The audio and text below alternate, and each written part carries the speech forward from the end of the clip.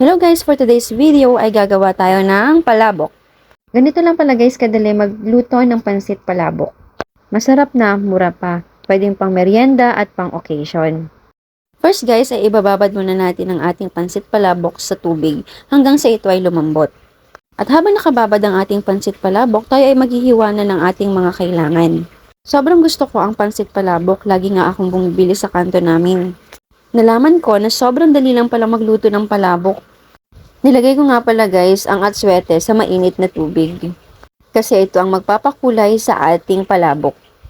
Isinabay ko na rin pala guys ang pagpapakulo ng itlog habang tayo ay naghihiwa ng ating mga panamya. Ito pala guys yung mga kakailanganin nating ingredients. Chicharon, tinapa. Yung tinapa guys ay nabili ko sa tindahan ng durog na siya.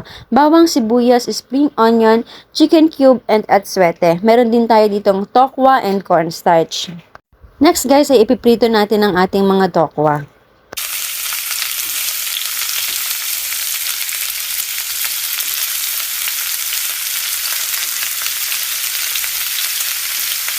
Next guys, pag naprito na natin lahat ng ating tokwa, ay hihiwain natin ito ng maliliit na pa-cube.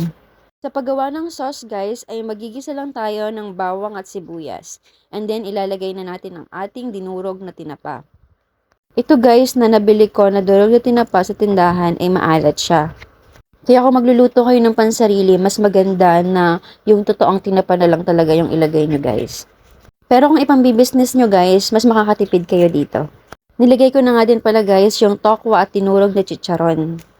Hahalu-haluin lang natin to guys hanggang mag-well combine lahat ng ingredients na nilagay natin.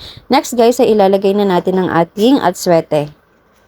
Pwede din naman guys na unahin nyo is water bago ang atswete. Kasi yung atswete naman is pampakulay lang siya.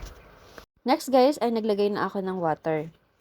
Mga 10 cups of water guys yung nilagay ko dito na water. Kasi nga dito din natin lulutuin yung ating pansit palabok.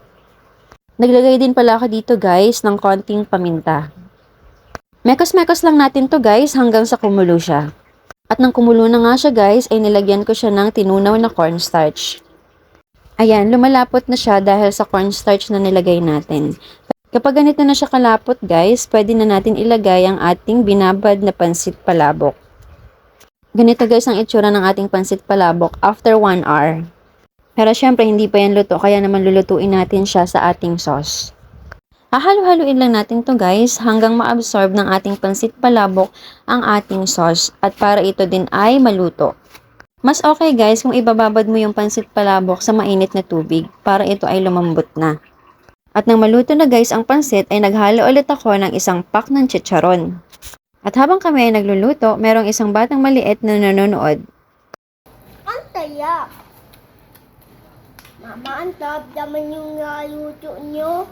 Ano raw ba? Ang sarap naman yung naluto nyo.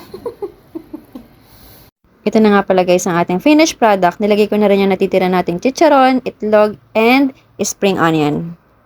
Yun lang guys, at kung bago ka pa lang sa aking channel, please like and subscribe para lagi kang updated sa mga videos na i-upload ko.